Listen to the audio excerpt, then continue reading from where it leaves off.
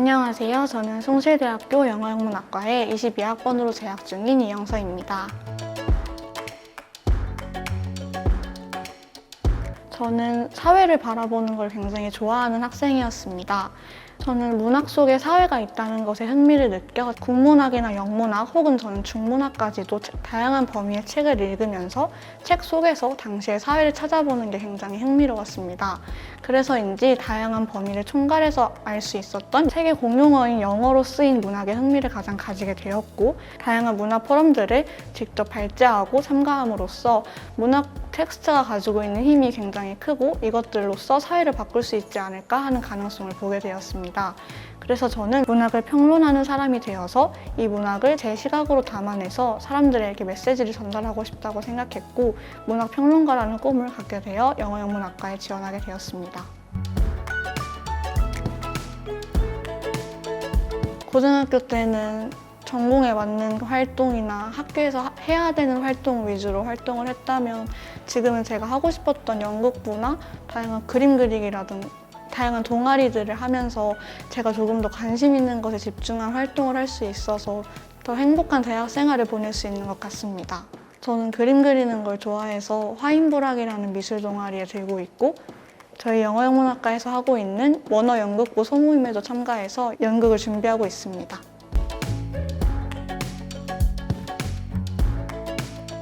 저는 학생부 종합 전형을 선택하였고 6개의 원서 모두 학생부 종합 전형으로 지원했습니다. 저는 다양한 활동들을 하고 반장이나 부반장 혹은 다양한 봉사 그리고 심화 탐구를 하는 것이 굉장히 즐거웠습니다. 그래서 이 부분에 흥미가 있고 자신이 있었기 때문에 이걸 가장 잘 드러낼 수 있는 전형이 학생부 종합이라고 생각해서 학생부 종합으로 원서를 지원했습니다.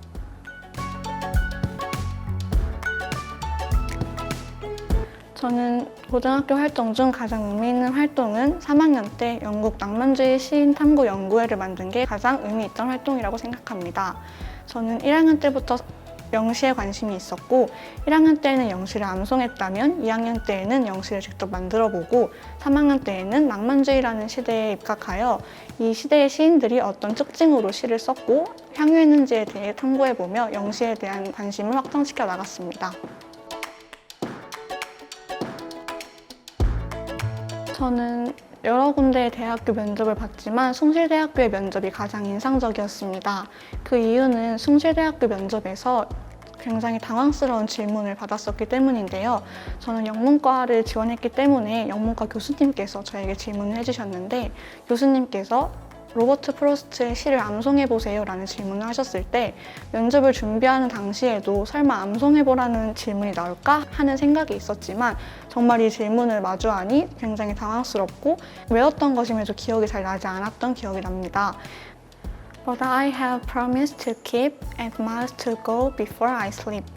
이 시는 로버트 프로스트의 눈 내리는 저녁에 강가에 서서 라는 시인데요. 이 문장을 해석해보면 그러나 나는 지켜야 할 약속이 있다. 잠들기 전에 가야 할 먼 길이 있다 라고 해석할 수 있습니다. 저는 이 시를 고등학교 3학년 때 처음 알게 됐는데요. 3학년 때 굉장히 힘들고 압박감이 느껴지던 시절에 이 시를 봤을 때 나는 지켜야 할 약속이 있기 때문에 그럼에도 덤덤히 제 길을 가야 된다고 생각해서 이 시가 인상 깊었습니다. 그 시의 두 구절을 암송했고 이 시가 저에게 어떤 느낌을 주었고 어떤 것을 의미하는지에 대해 덧붙여서 설명하며 면접을 잘 마무리할 수 있었습니다.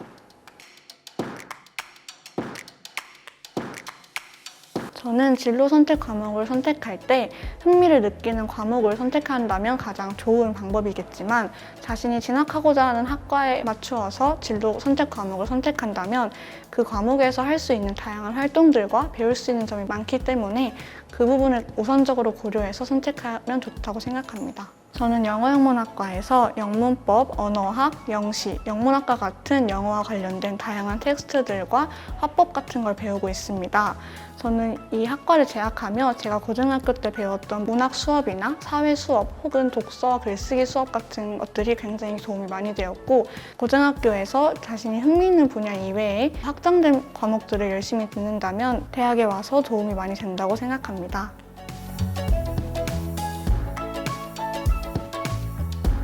제가 생각하는 저의 가장 큰 강점은 문학 자체를 즐길 수 있다는 성격이었던 것 같습니다.